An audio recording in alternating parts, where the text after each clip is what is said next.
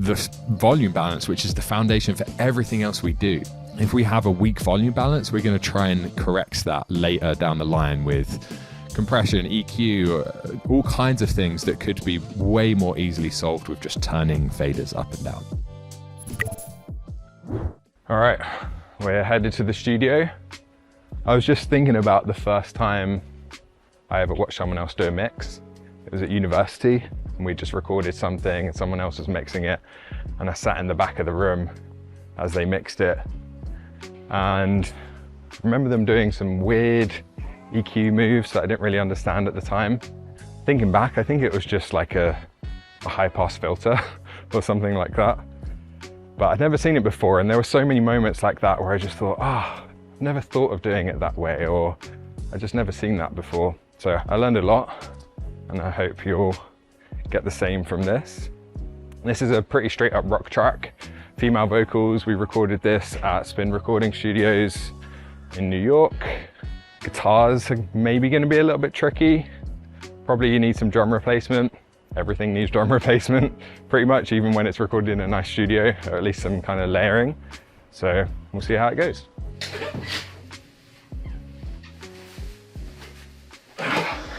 Okay.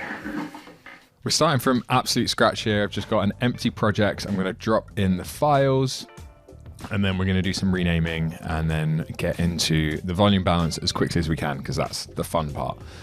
So here we've got some drums, and we can start grouping these together. I've already gone through the files and just cleaned them up a bit. You can see here they're just well organized. They're listed in order. If you're exporting your own projects, little tip, have it the order that you like, and then just export it with a number at the front, because then when you import it into a new project to mix it, which is what I recommend you do, to kind of draw a line in the sand and put on your mixing hat, I just put the track number at the start, because that means when I import it, it's ready to go, and we've already got everything in the order that we had it, because then we can just group these together. So I'm going to create a summing stack, which means I can collapse this, and it helps with organization, but it's also now sending all of these to that same bus. You can see here output is bus 1, and then on sum 2, input is bus 1. So that means if I want to compress the drums and EQ the whole drum kit, it's right there ready to go. Do the same for bass and everything else. So once I've set up these summing stacks, the next thing I'm going to do is actually send all of the instruments to a kind of all instruments bus, and then just send the lead vocal to a lead vocal bus. And what that means is we can compress all the instruments together if we want to. Sometimes that is a nice alternative to mix bus compression. We can just compress all of the instruments without impacting the vocal. And that can do something nice where we can kind of glue the instruments together without pushing down that vocal every time the kick comes in, for example, and triggers that compressor. And then we can also do things like put compression on the instruments and sidechain it to the vocal, so that every time the vocal itself comes in, it drops down all of the instruments. So you can see here we've also got a mix bus just from where I exported the files from the recording project. And we just get rid of that. Lead vocals. And now we can go to our mixer, get all of our instruments, send them to a new bus, which we can do as bus 30. That can be inst. Vocals can go to bus 31, which can be our Vox. Both of these can then go to bus 32, which I have here as a mix bus. Pull that to the end. I like to have these set up so that if I want to, for example, apply compression on the mix bus, but not have it impact references that I pull into the projects and that kind of stuff, it's just useful sometimes to have a mix bus ready to go. And these we can pull into the project. Okay, and then mix bus stereo out. So let's just check all of this, double check. We've got our buses for instruments going to 30, vocals going to vocals. They both, oh, that one should be 32 as well. Always worth double checking. And then that goes to stereo out. So now if we want, we can do some coloring. Just quickly, we can make purple drums, or however you want to do it. And then what we're going to do once I've got all of these colored in is just a static mix, which is basically the volume balance. And that's 80%, if not more, of what your final mix is going to sound like. By the way, I'm just coloring these randomly. I kind of just see what tickles my fancy at the time. I probably do have like go-tos that I default to, but I don't have like a rigid system. You could probably assess my mood that day by the colors that I choose and psychoanalyze it. There we go, that was cool. Mix bus, and then like a red mix bus. So static mix is just getting that foundation really solid. Before we do that though, we should check the gain. And there's a couple of approaches to that. If this has already been mixed quite well, this was recorded in a nice studio, the engineer would have a mix going on the desk and in the DAW. When they export it, it will probably keep that mix depending on the settings they use. You don't necessarily need to do all of that again from scratch. So you could just hit everything, get it all playing, and just see, if we go to the loudest section of the song, you could see which channels are hot and just pull them down. With the gain plugin, that's the simple approach. If it's peaking up above -6, bring it down so it's peaking below -6.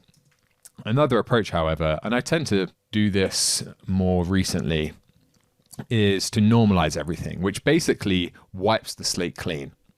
And if you've already been working on this track in a different project, if you recorded or mixed this track, I do think it's helpful to have that fresh restart. Again, put on your mixing hat and just rethink the whole volume balance. Sometimes if you keep doing the balance that you were already working on, you struggle to maintain perspective on that. So more recently, I've just started normalizing everything.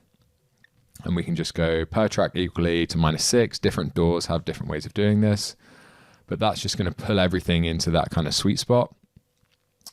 And it will still be a little bit hot, and we'll have to trim on our buses. So then we can just hit play. I'm not listening intentionally at this point because I don't want to start losing my perspective. Every second I'm listening to the full mix, I'm losing perspective. So what I'm going to do here is literally just copy this -10, which should be about right for all of these, onto every single channel. Lead vocals, yeah, we're still pretty hot on the lead vocals. You can see there even on the harms, because we've got so many harmonies going on, we're still pretty hot there.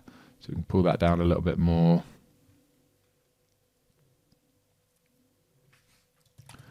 And now our instrument group might be a little bit healthier, still a little bit hot there even. So we can pull that across again. That probably only needs to be -10.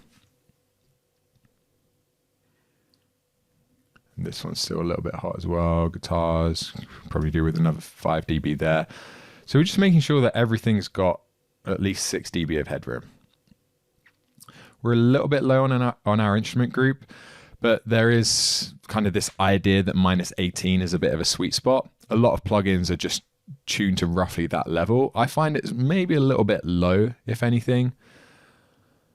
So we can bring that up a little bit more. Now that we've cut those over channels, we might not even need anything on the instrument bus. Nah, still a little bit hot, even just -3. And there we go. So that's gain staging done. Doesn't need to be complicated, doesn't need to take a ton of time. That's basically all of our mix prep done. So now we can get into the fun stuff. And what I'm going to do here is just pull down all of the faders. Just highlighted all the regions so I can pull them all down at once without also pulling down our groups and our buses. And then I am going to use this interface for this, because especially for that initial balance, I just find it so much quicker and I can move a lot faster just pulling up faders here. What I'll do is I'll pull up the mixer. So when I turn this up, you'll see it quite clearly on screen because whatever channel I'm touching, it will highlight. But I just really like this first moment. I'm gonna stop talking about it. I'm just gonna show you. So let's just get into it. Loop to the loudest section of the song. In fact, let's go from the very start when the kick comes in. And bring up our stereo out.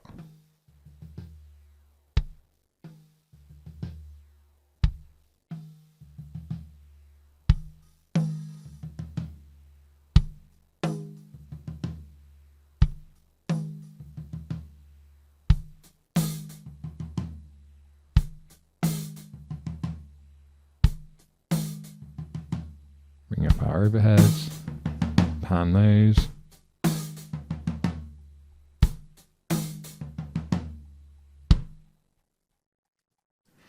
And let's go back there.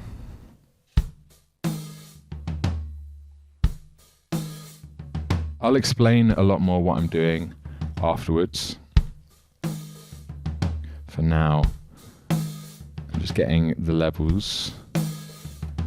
You can hear we've got this snare, and then we do have a room and a smash, but we'll come back to those. So we've got a rough mix going for our drums. Now let's bring in the bass, and we've got a DI here.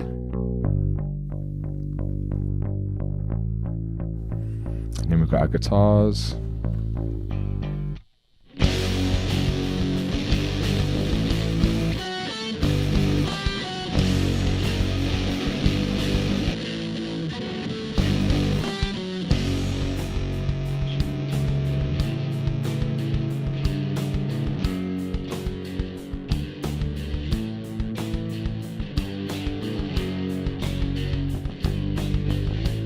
Now our drums are too low in general. So I'm just going to bring up that group. Then we've got all of these harmonies. For those, I'm just going to select all of them. Bring them to unity. Start to pan these out.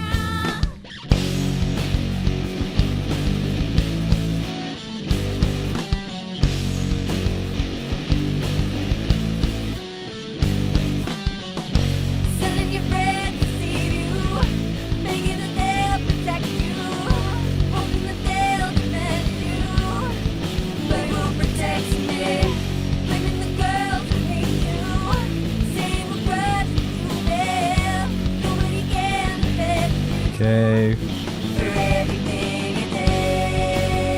And then we'll just pull down that bus. And then finally, lead vocal.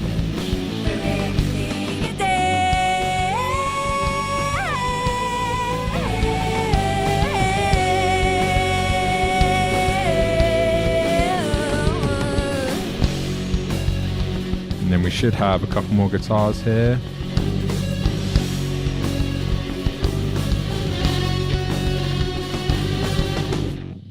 Okay, so what just happened? What am I doing? Why am I doing it? Effectively, there's two ways to think about that initial volume balance. One is to just do what's intuitive. And that's something that happens over time. As you develop taste, as you get an internal reference for how a mix should sound, then you don't need to necessarily use references. You don't need any external reference point. You just have this kind of template in your head of how it should sound. But that takes a lot of time to develop, and that just comes from doing hundreds of mixes, listening to a lot of music. So the second way is to use references. So instead of having an internal reference point, you have an external reference point. And that would look like pulling up a plugin that allows you to reference, or pulling in a track and comparing. So here I could go to rock. I could go for something like, let's just grab a couple of things here. Some of these you can see are like quite kind of lo-fi, Pavement, Pixies, that kind of stuff. If you want to go for that sound, maybe. It's definitely got that vibe. Not great references in terms of, those kind of tracks aren't great in terms of high fidelity, but for vibe, I really like using that kind of stuff. For like high fidelity, just decent rock, we've got a Queens of the Stone Age track here. So we can now start to loop this loudest section. Listen to our reference.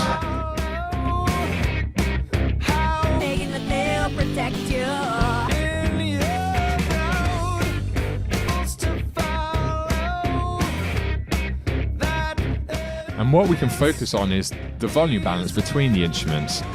Obviously, you can think about the harmonic spectrum on the whole, and has it got too much low end, too much high end, that kind of stuff. But we can also focus on the balance between the instruments within the track itself and then reference that. So let's compare it.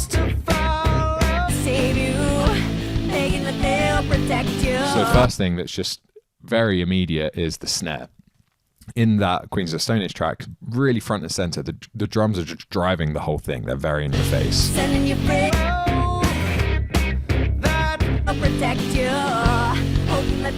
Whereas we've got this kind of muffled kick sound and you can't even hear the snare. So now using that external reference point, combining that with just kind of my internal sense of taste, what I'm going to do now is just loop this louder section and just continue to refine that volume balance. And the reason I went from kick onwards is that's just the order that I like to do it. You can do it in any order you want. I just like to kind of set the foundations with the drums and the low end. Once we've got that low end foundation that really locks everything in, it's like if you want to build a big skyscraper, deep foundations first, then you can go up to guitars, harmonies, and then finally the lead vocal, which I think of as the most important thing, bringing that in on top of everything else. So we did that quite quickly. It's just fun to just kind of pull up the faders and start mixing. Now we're going to refine. Sending your friends to save you, begging that they'll protect you, hoping that they'll defend you. But who protects me? Blaming the girls who hate you. So I'm going to disable that gain plugin on the drum bus because I'm struggling to get the volume I want out of that. Let's check that we're still... Sending your friends to save you.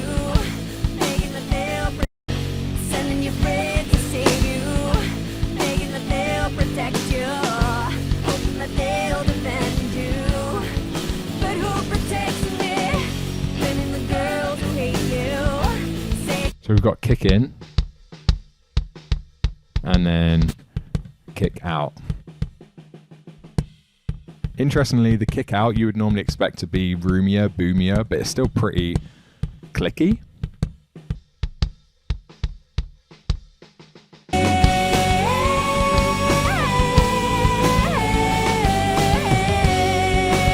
So I can try having one louder, kick in louder, and then kick out louder. Both. I think both together sounds really good.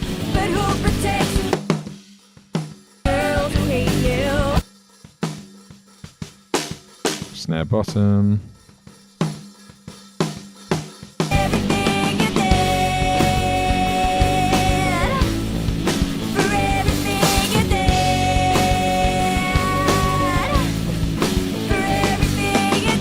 I think we'll probably end up replacing those kick and snare samples at some point. But for now, we'll just continue to kind of refine this static mix. Sending your friends to save you, begging that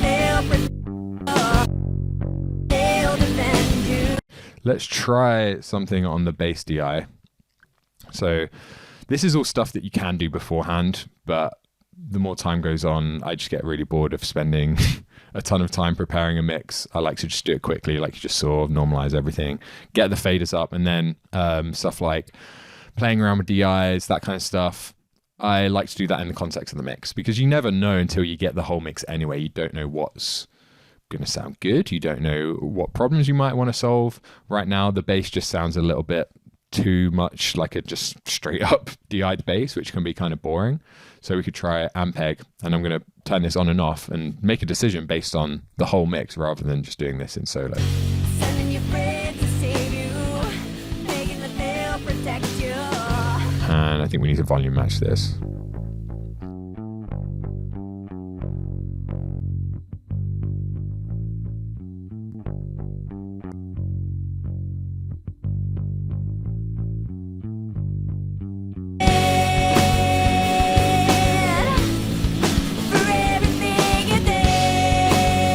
Yeah, with the amp, it fills out that low end a lot more. This is without. Sending your friends to save you. With. Sending your friends to save you, begging that they'll protect you, hoping that they'll defend you. But who protects me? Blaming the girls who hate you. So that's definitely a go-to for me. I also like the red DI from Kush. Normally one of those will work. So the bass is sounding good. Let's continue to just see what grabs our attention for just refining this static mix. Before we move on to anything else, I want to get this really dialed in and again, set that foundation, not just foundation in terms of the kick and the bass and the drums, but the volume balance, which is the foundation for everything else we do. If we have a weak volume balance, we're going to try and correct that later down the line with compression, EQ, all kinds of things that could be way more easily solved with just turning faders up and down. So let's just keep listening. Guitars, we've got a high double track. Then we've got this kind of mid channel.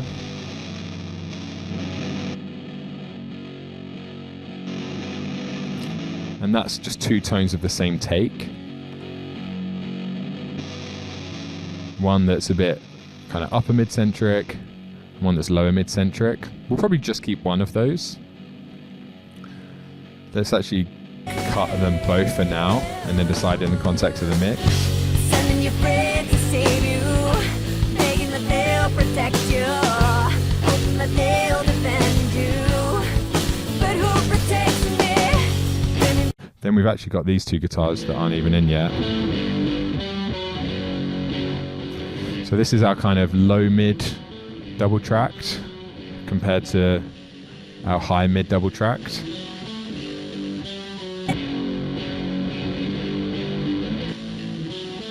Both together.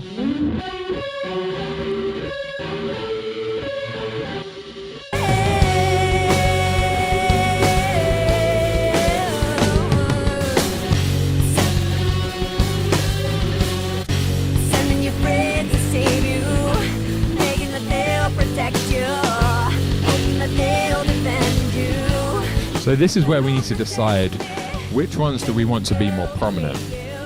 Do we want to have this kind of higher tone guitar be more prominent, fill out that upper mid range? And it's kind of fighting that lead vocal a lot. So the lead vocal in this chorus is actually double taked. Sending your friends to save you, begging that they'll protect you, hoping that they'll defend you. But who protects me? Begging the girls who need you, saying we'll push when you fail. Nobody can defend you. And that upper mid-range centric guitar is fighting for a lot of space there. These are just DIs. I'm going to mute those because they're just, we can keep those for later if we want to play around with like our own amp modeling. So that high guitar, I'm not so sure about. Let's try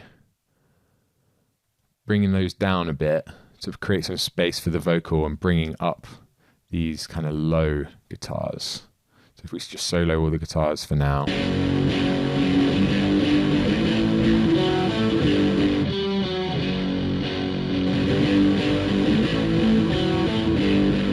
I think without the high guitar, there's not enough bite.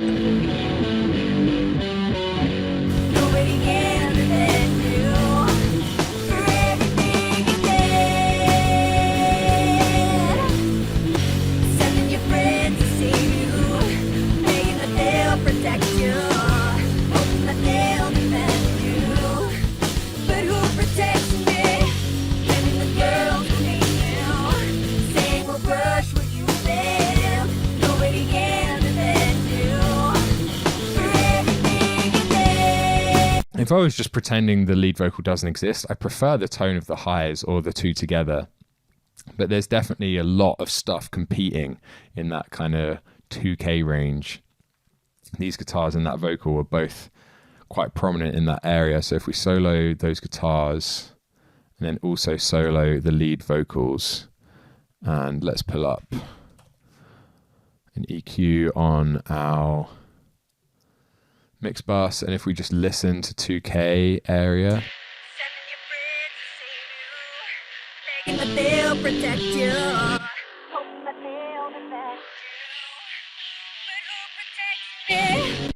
So we could kind of mentally note or literally write a note here to potentially cut those, or like cut 2K on all the guitars to make some room for that vocal. But again, before we reach for anything, let's see if we can just fix it with volume balancing. So let's play around with these guitar levels a little bit more and see if we can kind of get this in the right pocket. Sending your friends to see you, making that they'll protect you, hoping that they'll defend you. And then we also have this center channel. Sending you, making that they'll protect you, hoping that they'll defend you. But who protects me? Letting the girls who hate you, saying we'll crush what you live, nobody can defend you. So I don't feel like that's adding anything other than mud. Sending your friends to see you. That's adding a lot of energy. They'll protect you, hoping that they'll defend you. But who protects me? Letting the girls who hate you, saying we'll crush what you live, nobody can defend you. For everything you say. And I sometimes find it's helpful to go back a bit to hear it going into it. That is a good little perspective reset. If we listen to the verse going into that heavy chorus. And we also need to automate this vocal because some places in the chorus it's double tracked, but other places it's not. So let's grab this. Anywhere it's not double tracked, we can pull it to the center. And then here.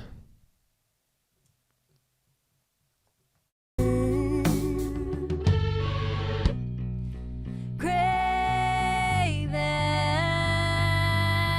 me.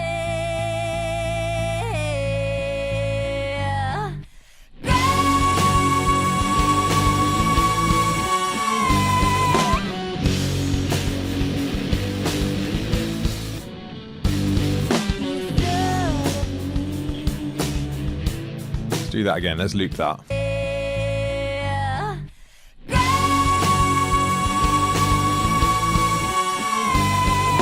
Let's try without the lows.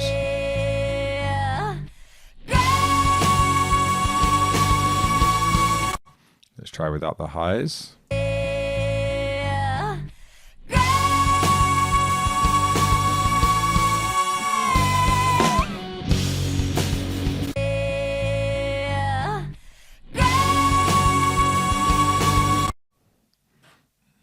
Compare again.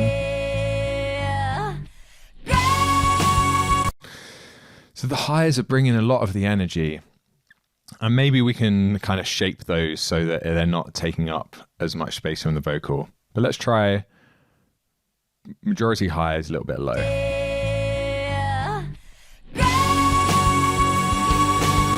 Without the lows at all. Bit too empty.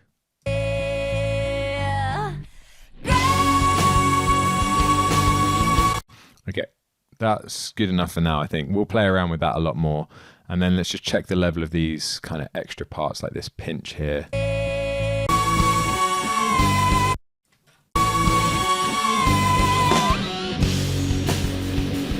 These strums.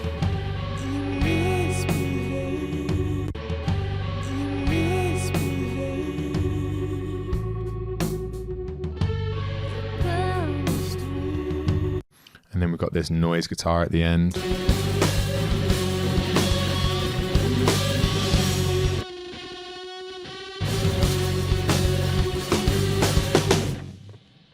And let's do one more quick listen and a check. The vocal harmonies, you can see I was just very rough with that. I just kind of like panned them. We could solo this bus just to make sure. Those who hate you, saying we'll crush what you build, nobody can. A little bit lopsided to the left. For everything you did, thinking that they'll protect you, hoping that they'll defend you. But who protects me? Blaming the girls who hate you, saying we'll crush what you build, nobody can. So that's actually just a duplicated version.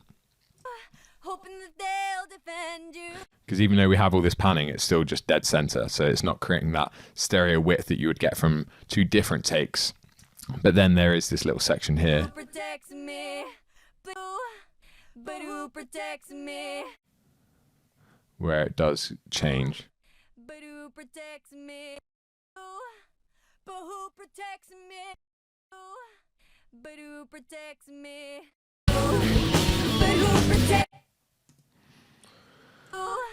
But who protects me? Blaming the girls who hate you, saying we'll crush what you built. Nobody can defend you for everything you did. For everything you did. For everything you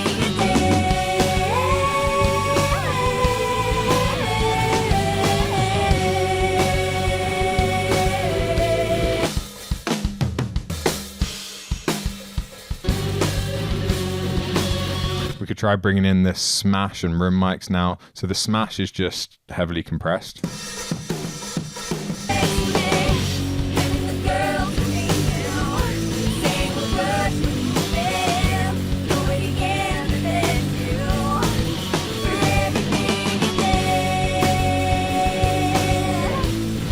It is adding energy. It's also just filling up a lot of space, so we need to be careful of that. Then we've got two room mics. I think this might have been a stereo pair.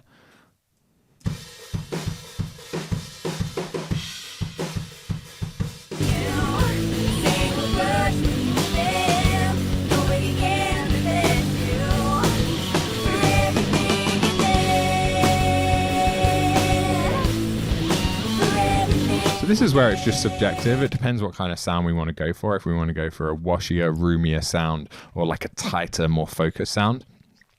I think as soon as we start playing around with replacement on the kick and the snare, that could all change. So that's something we could do now, and then I think we're in a good spot in terms of volume balance.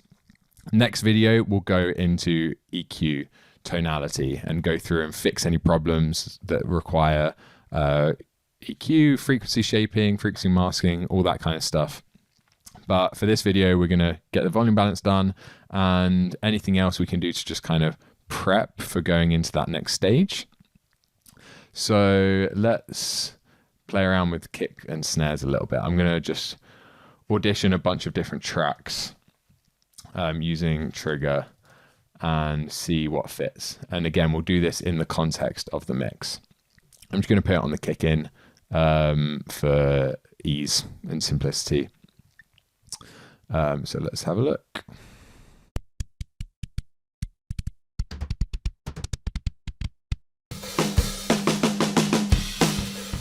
Okay, so I've got a few kicks here, picked somewhat randomly. I just like the sound of them, I thought they might fit.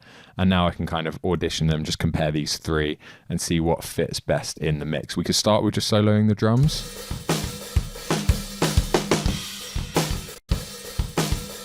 So that's just the mic.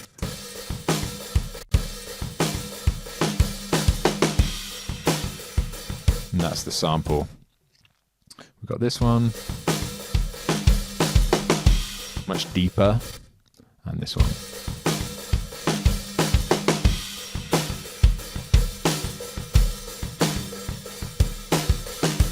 But obviously the best thing is doing it in the context of the mix. Or at the very least, with the bass. We could start there if we want to kind of start really granular. You could solo the kick, then solo the drum bus, then solo the drum bus and the bass, and then finally do it in the mix if you're struggling to hear with everything in. So let's try it just with the bass.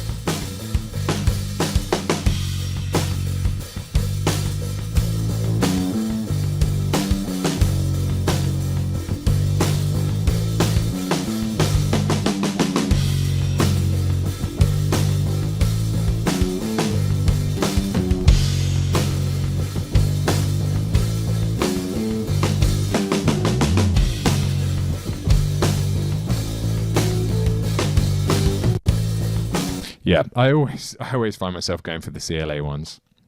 So this is a CLA kick that just fits so well. This is a little bit too deep. It's fighting the bass. Whereas this just sits perfectly. definitely a punchier sound. Now we could try blending this.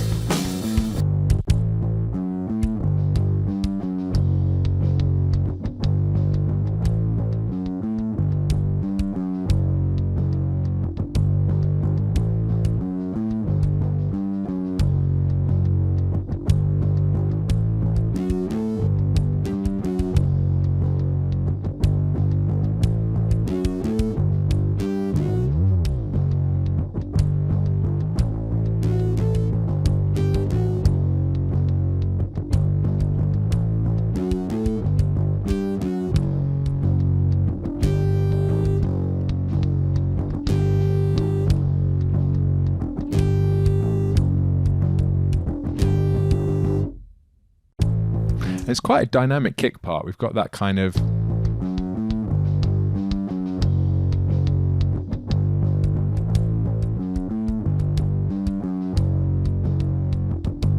so we don't want to lose too much of that.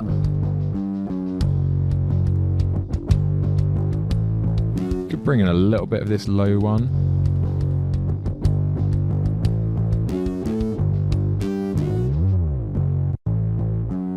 Let's try the whole mix now.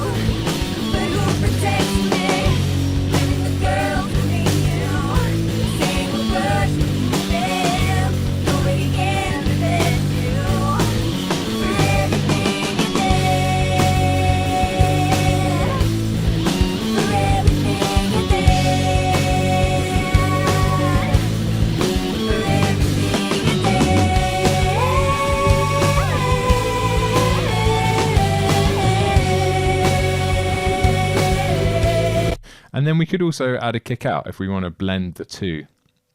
So let's try that quickly. And we'll look for the equivalent kick out. We can use the kind of the correct pair. So DW22, kick out. And if we solo the kick out now.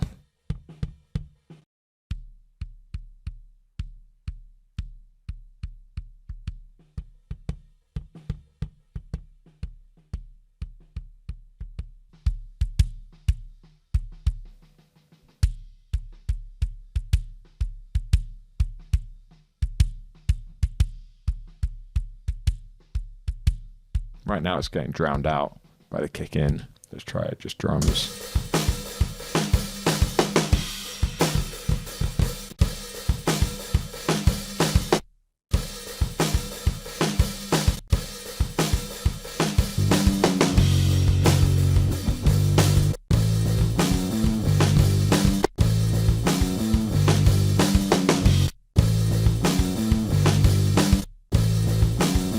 Yeah, it's tighter. So we've got a kick in, a kick out, and then finally snare. Let's go trigger.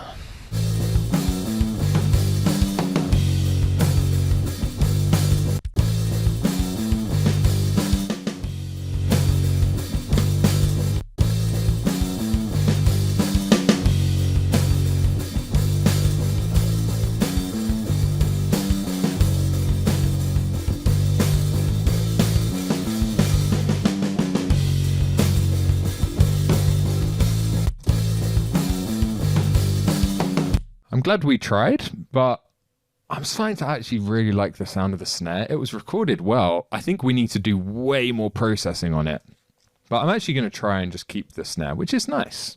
It's nice to actually keep the snare for a change. So let's listen in the context of the mix. So all we've actually done is swapped out the kick.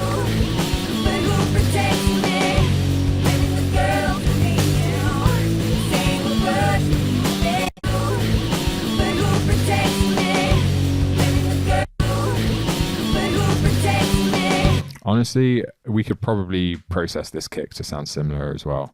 I'm going to turn that off too. We'll see if we want it later.